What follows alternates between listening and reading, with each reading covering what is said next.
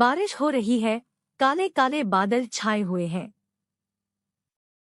घनश्याम जी सोच रहे हैं, बिटिया नेहा अभी तक नहीं आई है। फिर उठते हैं, अपने लिए एक कप चाय कड़कती हुई बनाकर लाते हैं। पत्नी का देहांत 4 साल पहले हो चुका है। उनकी कोई संतान नहीं थी। अजीबोगरीब हालत में इनको नेहा बचपन में मिली थी। गोद लेने की पूरी प्रक्रिया कर उन्होंने इस बीच उस बच्ची को अपना लिया था। घनश्याम जी सोचने लगे कैसे उनको नेहा बिटिया मिली थी।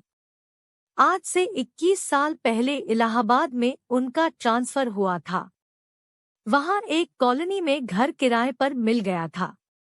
जब से घनश्याम जी यहां आए थे तब से ही वह देखते थे, बगल वाले घर में अधिकतर क्लेश होता रहता था। प्रतिदिन पति आकाश अपनी पत्नी वनिता को पीटा करता था। आधी रात में उसकी पत्नी की जोर जोर से रोने की आवाज आया करती थी। अक्सर आवाज सुनकर मन बहुत दुखी हो जाता था। मैं और मेरी पत्नी सोचते यह आवाज कहाँ से आ रही है। औरत बचाओ बचाओ चिल्लाया करती थी। उसके सास ससुर बहुत बचाने की कोशिश करते थे।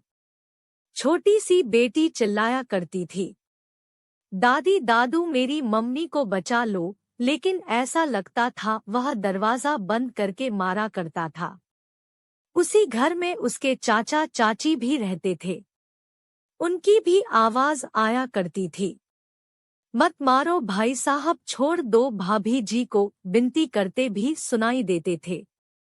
दादी भी कहा करती थी, छोड़ दे बेटा छोड़ दे, यह तेरे बच्चे की माँ है। लगातार घर में हाहाकार मचा करता था। हर दूसरे तीसरे दिन ऐसा ही होता रहता था। घनश्याम जी की पत्नी अक्सर घनश्याम जी से कहती थी, आखिर यह औरत इतना सहन क्यों करती है, अपने पति को छोड़ क्यों नहीं देती है। इसका आदमी तो पागल लगता है। ऐसा लगता है उसने अपनी पत्नी को कैद किया हुआ है। एक दिन रात को फिर से जोर जोर से फिर पीटने की आवाज आ रही थी। ऐसा लगता था उसकी पत्नी घर से भागने की कोशिश कर रही थी। वह चिल्ला रहा था, साली चोरी से घर से भागेगी, तुझे जान से मार दूंगा। पत्नी की भी आवाज आ रही थी, माँ जी मुझे बचा लो, देवर जी मुझे बचा लो। उसकी बेटी की भी आवाज आ रही थी, पापा मम्मी को मत मारो, पापा मम्मी को मत मारो, अरे कोई तो मम्मी को बचा लो। हृदय विदारक आवाजें आया करती थी।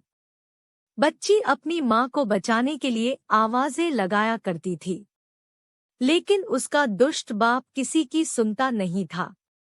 यह सब देखकर घनश्याम जी को बड़ा ही दुख लगता था। कभी कभी सोचते थे पुलिस में शिकायत कर दें, लेकिन कोई जान पहचान न होने से केवल घर में से आने वाली आवाजों के कारण ही कैसे शिकायत कर सकते हैं। जिस पर अन्याय हो रहा है वही पलट गई तो क्या होगा, बिना वजह ही फंस जाएंगे। एक दिन अचानक जोर जोर से आवाज आने लगती है कहाँ गई तुम्हारी बहू, बताओ तुम लोगों ने घर से भगा दिया है क्या। अपने माँ बाप से उस बच्ची के सामने पूछता है और अपने माँ की पिटाई लगा रहा होता है। ऐसा लग रहा था तभी बच्ची की रोने की आवाज आने लगती है, पापा मेरी दादी को मार रहे हैं, कोई उनको बचा लो, चाचा जी पापा दादी को मार रहे हैं। कमरा अंदर से बंद किया हुआ है, कभी लगता अपने बाप को भी मार रहा है। ऐसे शोर शराबा हुआ, फिर 2-3 के लिए घर शांत हो गया। एक दिन अचानक छोटी बेटी की जोर जोर से रोने की आवाज आने लगी, पापा ने मम्मी को मार दिया है। दादी पापा जब आपसे बात कर रहे थे तब मैंने सुन लिया था और चिल्ला चिल्ला कर रोने लगती है। घर वाले सब चुप कराने की कोशिश करते हैं, चुप हो जा, पर उसका रोना नहीं रुकता है। बेटी की इसी तरह रोने की आवाजें आती रहती थी। बेटी रोती हुई कहती है, पापा ने मेरी माँ को मार दिया है, मैं अपनी माँ को कहाँ से लाऊंगी, माँ के बिना कैसे रहूंगी। दादी जोर से चिल्ला कर कहती है, करमजली चुप हो जा, इतनी जोर जोर से मत चिल्ला, किसी ने सुन लिया तो पुलिस आ जाएगी, तेरे पापा को पुलिस पकड़ कर ले जाएगी।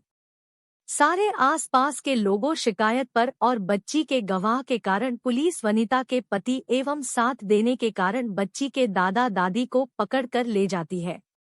तभी एक दिन अचानक बहुत भीड़ दिखाई देती है। शायद बेटी के माँ के बाप आए हुए हैं।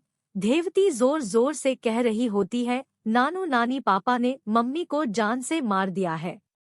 शायद उन लोगों ने वनिता के माँ बाप के पास खबर कर दी है कि आपकी बेटी घर से भाग गई है, हमें नहीं पता कहाँ गई है। घनश्याम जी एवं उनकी पत्नी बाहर निकल कर देखते हैं। वनिता की माँ जोर जोर से रो रही है, साथ ही कह रही है, अरे मेरी बेटी पिटती रही, किसी ने हमें खबर तक नहीं की, कैसे अड़ोसी पड़ोसी है, सारे के सारे पत्थर दिल हैं। अगर मेरी देवती न बताती तो हमें पता भी न चलता। माँ, इस दामाद राक्षस ने मेरी बेटी को कितना मारा होगा। बाप, हाय मेरी फूल सी बेटी ने कितना सहा होगा, कभी हमने उसे उंगली से छुआ भी नहीं था। वनिता के माँ बाप चाचा चाची से कहते हैं, अरे हमें खबर तो कर देते, यहाँ कोई नहीं था जो बेटी के बारे में हमें खबर करता। मेरी बेटी रोज पिटती रही, कैसे राक्षस है। यहाँ फिर से सभी दहाड़ मारकर रोने लगते हैं। अरे कोई तो हमें बताता क्यों नहीं, इस कॉलोनी में कोई नहीं था जो हमें खबर कर देता। आप सब लोग के पास इंसानियत नाम की चीज नहीं है क्या। पुलिस को बुलाया जाता है। पुलिस आकाश उसके माता पिता को ले जाती है।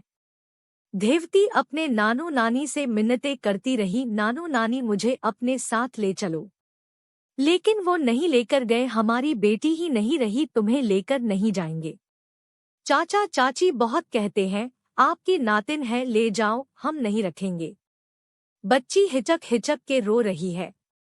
बच्ची हाथ जोड़कर कर कह रही है, मुझे छोड़कर मत जाओ, मुझे ले चलो, मुझे ले चलो, मैं यहाँ नहीं रह सकती हूँ। वनिता के माता पिता कहते हैं, हमारी बेटी नहीं रही तो हम इसको नहीं ले जाएंगे, तुम्हारे घर की बेटी है, तुम जानो, तुम्हारा काम जाने, हम नहीं ले जाएंगे, और छोड़कर चले जाते हैं।